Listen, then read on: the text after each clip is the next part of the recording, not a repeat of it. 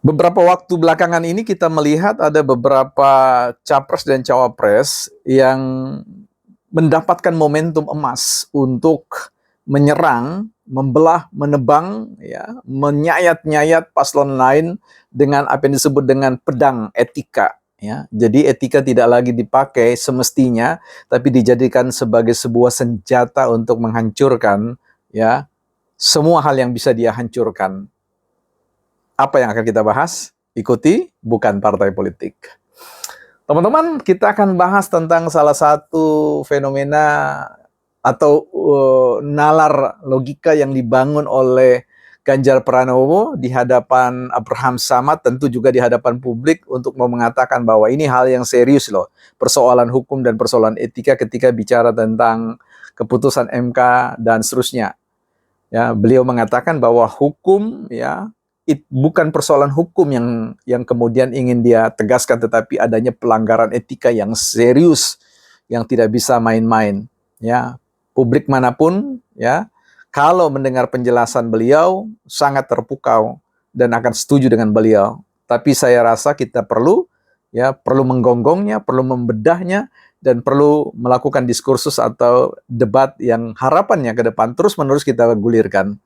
Tapi sebelumnya kita akan lihat, teman-teman, persoalan buku kita hari ini ya, sebelum kita masuk ke sana.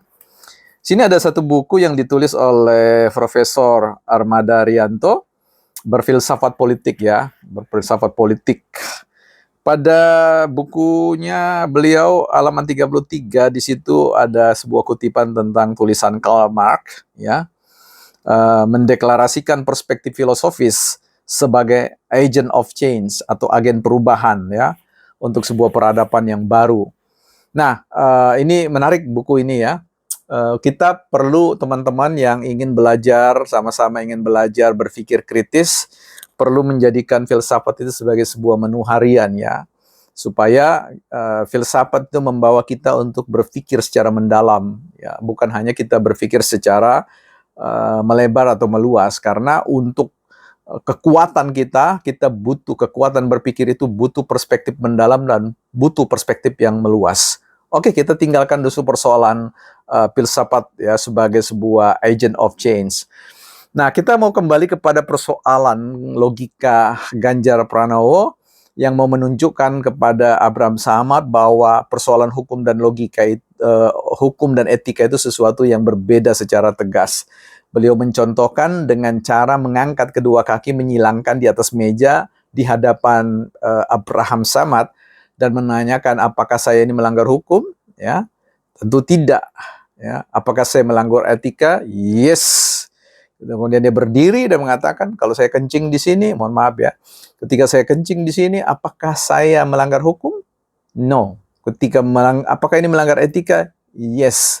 Di titik ini, ya, ketika publik mendengar penjelasan, narasi, ya, argumentasi, ya, penerapan hukum kausalitasnya, saya sangat yakin semua orang akan terpana dengan kerangka pikir filosofis yang dibangun.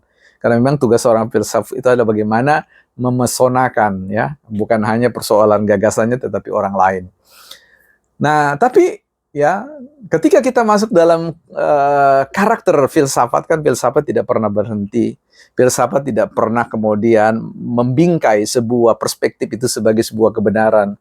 Dia harus dikejar, dia harus diperiksa, dia harus dibongkar, dia harus diuji apakah itu sebagai sebuah kebenaran atau sebagai apa yang disebut dengan kebenaran bayangan ya. Nah, di sini saya melihat begini, ada yang perlu kita lihat secara berbeda. Seperti bagaimana misalkan logika yang ingin dibangun oleh Pak Jimmy, Prof. Jimmy, ya, ketua MK yang mengadili kasus 90 itu, mau mengatakan bahwa etika itu seperti samudra, ya, kapal itu, hukum itu seperti kapal, dan kemudian pelayarannya itu ingin sampai kepada pulau keadilan dan sebagainya. Saya tidak mau mengatakan itu salah sepenuhnya, tetapi tidak tepat ya menurut saya untuk menggambarkan tentang persoalan etika.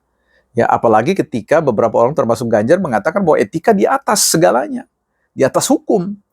Saya kira tidak dalam rangka untuk meludahi etika sebagaimana yang dituduhkan oleh Frans Magnesuseno, seorang guru besar filsafat.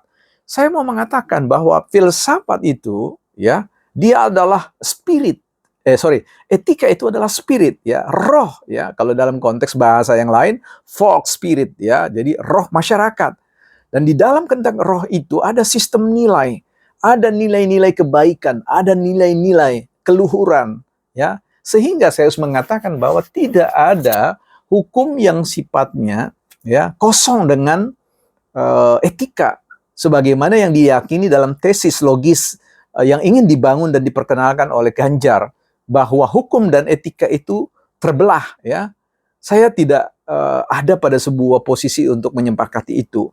Nah, saya lebih mengatakan bahwa kalau etika itu jauh lebih harus dilihat sebagai sebuah atmosfer udara, bahwa dia oksigen, dia pemberi daya hidup, yang tadi saya katakan sebagai spirit, ya. Impossible bahwa etika itu kemudian dia terbelah.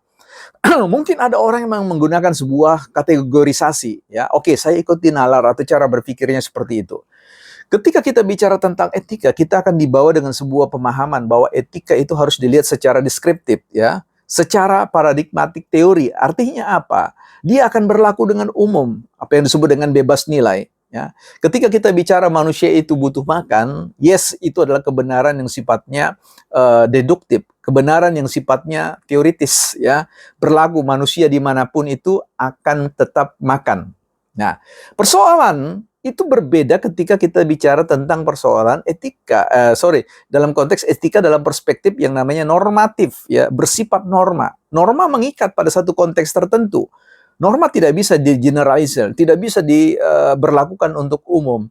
Ketika kita bicara tentang tadi deskriptif, secara teoritis, bahwa manusia butuh makan, yes. Tapi ketika kita baca semua manusia makan makanan tertentu, belum tentu. Itu normatif, ada norma-norma yang mengatur. Ada satu kelompok masyarakat tertentu yang tidak mau makan jenis binatang tertentu, karena itu melanggar norma-norma yang sifatnya normatif. Normatif dalam konteks konsensus kemasyarakatan yang berikatan dengan kepentingan dan keyakinan mereka masing-masing dan tidak bisa berlaku untuk umum, ya.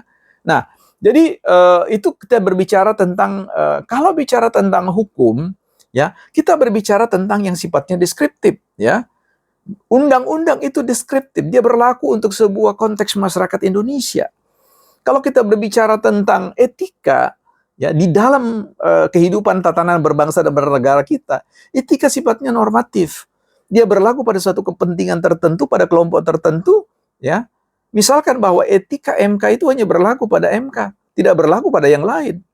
Nah, ketika kita berbicara tentang meludahi etika, etika yang mana kita ludahi? Ya. Apakah Prabowo kemudian melalui etika dalam pengertian deskriptif atau sesuatu yang general dapat diberlakukan kemana? No, itu pun kalau memang Prabowo melakukan hal itu. Tapi saya yakin itu tidak dalam hal seperti itu. Saya sudah menjelaskan dalam konten yang lain.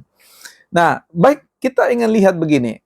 Tesis yang dibangun, logika yang dibangun oleh Ganjar terkait dengan bahwa hukum itu terbelah dengan mencontohkan kaki yang diangkat ke atas itu, sekalipun saya tidak setuju, ya.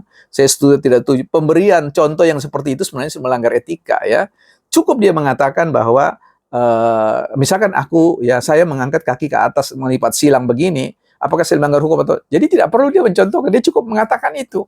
Ya, tapi oke lah, nanti saya tidak mau kemudian nanti ada pemirsa atau teman-teman mengatakan saya mempolitisasi, ya, memotong-motongin. Enggak, ya, silakan aja, saya tidak persoalkan itu. Saya ingin mempersoalkan bahwa etika itu, ya, ada di dalam konteks hukum, supaya tahu bahwa hukum itu memiliki kewibawaan yang tidak bisa kemudian direduksi atau ditarik, direndahkan. Karena ada yang mengatakan etika lebih tinggi daripada hukum. Saya menolak tesis itu, ya. Saya tidak sependapat dengan tesis itu. Nah, baik, saya ingin menutup materi ini dengan menggunakan sebuah analogi cerita terkait dengan sebuah kisah dalam sebuah kerajaan yang makmur. Ya, ada seorang raja yang memiliki kekayaan yang luar biasa dan istri yang sangat cantik, ya, memiliki ratu yang sangat cantik. Nah, mereka membuat satu pesta, raja membuat sebuah pesta dan mengundang banyak sekali pembesar-pembesar dan juga negara-negara sesahabat atau kerajaan-kerajaan sesahabat yang merupakan koalisinya, dan mengadakan pesta berhari-hari, berminggu-minggu, ya. Hingga pada akhir hari terakhir, raja kemudian memanggil ratu, ya, untuk perform atau menunjukkan diri kepada semua pembesar-pembesar dan undangan itu untuk mengatakan bahwa inilah ratuku dan lihatlah kecantikan luar biasa. Tapi ratu menolak di situ. Nah, kemudian raja tidak bisa berbuat banyak, tetapi ada pembesar-pembesar dan juga tokoh-tokoh yang dulu mengatakan, mengapa engkau membiarkan engkau wibawamu dicederai oleh itu, tidak sopan ya. Itu tidak baik bagi otoritas kewibawaan sebagai seorang raja. Tapi kemudian raja mengatakan biarlah itu persoalan domestik ya, persoalan rumah tangga ya, nanti akan etikanya akan, itu etika yang walaupun melanggar akan diselesaikan secara ke dalam. Tapi kemudian para pembesar penasihat mengatakan ini bukan persoalan etika, ya, ini persoalan hukum. Bahwa seorang raja itu adalah hukum, titah seorang raja itu adalah hukum, titah seorang raja bukan etika, titah seorang raja adalah hukum. Bahwa siapapun yang tidak mematuhi hukum raja, ya, itu akan mendapatkan sanksi, ya, kepalanya dipenggal kalau dalam sistem kerajaan dan sebagainya. Jadi prinsip yang ingin dikedepankan dalam cerita ini adalah bahwa hukum itu di atas semuanya, ya. Etikanya di mana? Ya, etika berkelindan di dalamnya, tidak bisa di-split, tidak bisa dibelah kemudian dipisahkan. Dia ada di dalam memberikan kekuatan pada legal formal itu, undang-undang itu. Jadi saya kira di sini saya tidak sependapat dengan beberapa ahli yang memandang tentang etika berada di atas seperti samudra ya. Saya lebih cocok ya, bahwa saya bisa salah, silakan gonggong saya ya. Saya lebih mengatakan bahwa etika itu seperti udara, seperti oksigen yang memberikan kehidupan kepada siapapun, termasuk kepada hukum itu. Jadi kalau hari ini para paslon itu ingin menggunakan etika itu seolah-olah mau mengabaikan esensi dari sebuah hukum dan mengatakan bahwa itu cacat, melanggar etika, ini sebuah problem serius. Kesadaran beretika, berhukum yang serius. Negara kita sekali lagi bukan negara etika, negara kita adalah negara hukum. Bahwa etikanya merupakan sistem nilai roh, itu ada di dalam hukum yang digunakan. Jadi jangan sampai etika ya mendegradasi peran hukum itu sebagai sebuah instrumen hukum, instrumen pengikat, perintah yang mengikat siapapun. Karena itu keputusan MK terkait dengan pencalonan Prabowo dan Gibran, tidak ada satu orang pun di Republik ini yang bisa membatalkan. Saya bukan sebagai pendukung Prabowo atau Gibran, karena saya punya pilihan yang tentu saya rahasiakan kepada teman-teman. Tapi dalam hal ini, saya ingin menggunakan isu-isu terkait dengan serangan-serangan kepada Prabowo itu untuk menguji cara kita berpikir. Saya bisa salah di titik ini. Yuk, mari kita berdiskusi untuk sebuah sintesis yang jauh lebih baik lagi dari apa yang saya sampaikan dan teman-teman yang lain sampaikan. Bukan partai politik.